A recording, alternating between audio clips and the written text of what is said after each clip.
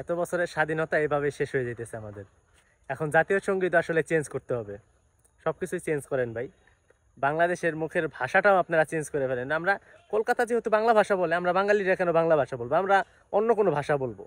যে ভাষা বলবো এখন আপনারা বলে দেন যে আমরা এই ভাষা বলবো, উর্দু, পাকিস্তানি বা শ্রীলঙ্কান বা মানে ইংলিশ, আপনাকে ব্রিটিশের আমলে যা ছিল, এখন আপনাদের যেভাবে মন চায় আপনারা সেভাবে বলেন, আমরা সেই ভাষায় কথা বলি। কারণ ইন্ডিয়াতে তো কলকাতা বাংলা যেরকম ওনারা বাংলা ভাষা কথা বলে, তাহলে আমরা কেন বাংলা ভাষা কথা বলবো? আমাদের ভাষাটাও চেঞ্জ করা দরকার। আমাদের দেশ যেহেতু স্বাধীন হয়েছে, আমাদের ভাষাটা পরিবর্তন করে অন্য ভাষা রাখা উচিত। ঠিক আছে, এই যে আপনি একবার ভাবেন, স্বৈরাচারের সরকারের হাত থেকে আমরা দেশটাকে রক্ষা করছি, সবাই আমরা বলতেছি, ঠিক আছে, সবই মাইনে নিছি, আমিও বলি যে হ্যাঁ, জুলুমকারীর হাত থেকে দেশটাকে রক্ষা করা হয়েছে।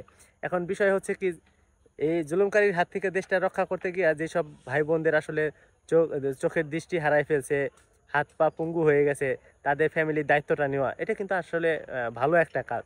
সেটা কিন্তু আমি সাপোর্ট করি। এখন আপনি একবার ভাবেন তো, তো যারা দেশটা স্বাধীন করছিল, পাকিস্তান আমলে যারা দেশটা স্বাধীন করছিল, যুদ্ধ করছিল, তাহলে তারা সুযোগ সুবিধাটা পাবে, এটাতে আসলে ভুল কি? আমার যদিও আমার ফ্যামিলির মধ্যে কেউ কিন্তু কোনো মুক্তিযোদ্ধা নাই বা কোনো কোটাও নাই, তাহলে তারা তাদের দাবিটা কিন্তু ঠিকই পাইতে পারে। এই যে এখন যে ছেলে মেয়েগুলো আছে বা মানে যারা চোখের দৃষ্টি হারাই ফেলছে, যাদের গুলি লাগছে, যাদের হাত পা পঙ্গু হয়ে গেছে, তাদের ফ্যামিলির আপনারা এককালীন কিন্তু কোনো একটা অ্যামাউন্ট দিবেন না, আজীবন। মানে আজীবন কি, তার ছেলে মেয়ে এখন যারা অনেকের ছেলে মেয়ে আছে ছোট ছোট, তাদের ভালো একটা অবস্থানে যেন সরকার দিতে পারে, বা সবসময় তাদের খেয়াল রাখবে, তাদের ভরণ পোষণ সব গভর্নমেন্ট দিবে। ঠিক আছে, তো তারা যখন বড় হবে, তো তাদের ছেলে মেয়েগুলো কি কি বলবে? বলবে যে আমার বাপ হচ্ছে মুক্তিযোদ্ধা ছিল, 2024 সালে মুক্তিযুদ্ধ করছে আগস্ট মাসে। ঠিক আছে, তো তো দেশ স্বাধীন হয়েছে 5 আগস্ট, এরকম বলবে।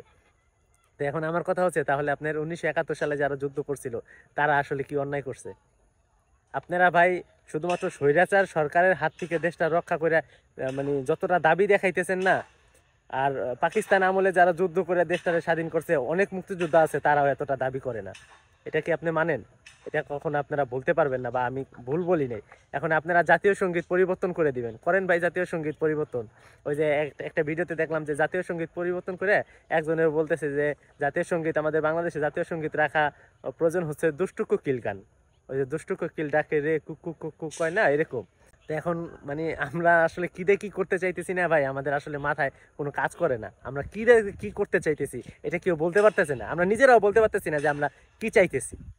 তা আসলে ধন্যবাদ আপনাদেরকে এত সুন্দর একটা দেশ উপহার দেওয়ার জন্য, এবং দেশের এত মানুষের কে নিয়ে এত ভালো ভালো কিছু চিন্তা ভাবনা করার জন্য। সবাই ভালো থাকবেন। আসসালামু আলাইকুম।